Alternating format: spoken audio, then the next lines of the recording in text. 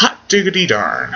Don E. Fauntleroy is on a roll. I mean, good God. Directing Anaconda 3 and Anaconda's Trail of Blood, and then directing Beast of the Bering Sea, then this movie that I'm about to review. Holy crud! He's on a roll.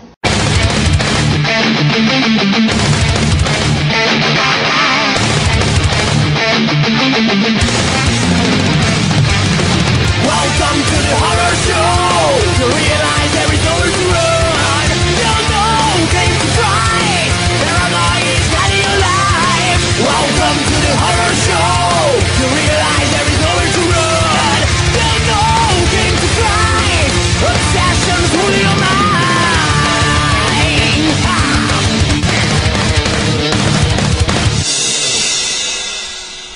Snakehead-Swamp. Whoa! What is that? This magnificent piece of art belongs to Cameron Holtrop.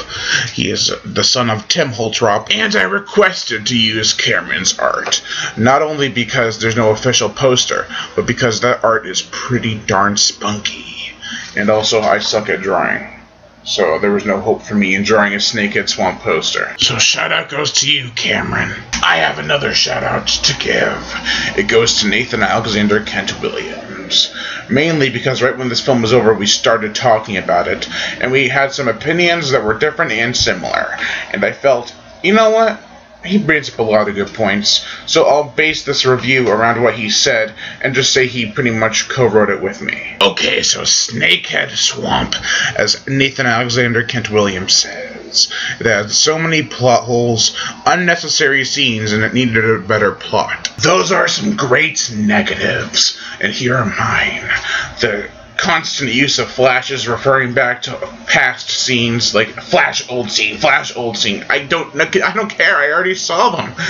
And then also some of the CGI snakeheads were crud, and the acting was a bit shoddy at parts. But this film, it's a Sci-Fi Channel movie. You can't expect Oscar-worthy material here. The movie did what it had to do to keep you entertained.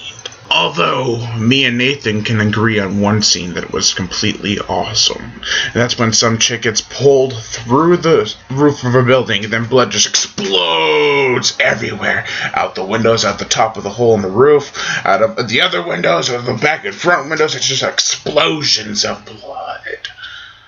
Nice. Something I want to bring back up is the fact that these snakeheads were pretty cruddy looking in CGI form.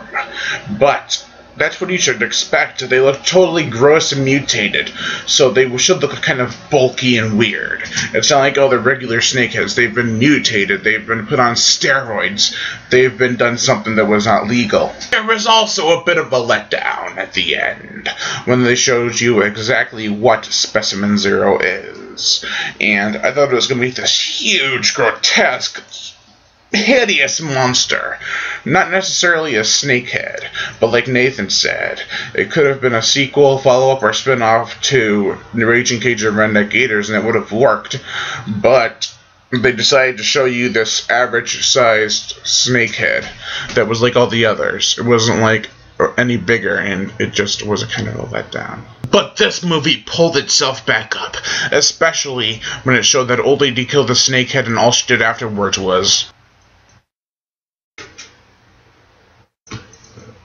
well, okay, maybe not that last part. So, Snakehead-Swamp. Is it a good, fun, gory, entertaining time? Yeah, of course it is. It's a Sci-Fi Channel movie. Rarely are there any boring Sci-Fi Channel films. It's just, this does have a lot of plot holes and a lot of things that could have been changed, but overall, it's a pretty good movie. And speaking of overall, I give Snakehead-Swamp a 3 out of 5. I am Brian Gatto, host of Horror Show Movie Reviews. Make sure to like my Facebook page in the description below. And also, I made a page for Snakehead-Swamp. So I'll give you a link in the description below for that too. And to leave comments and subscribe.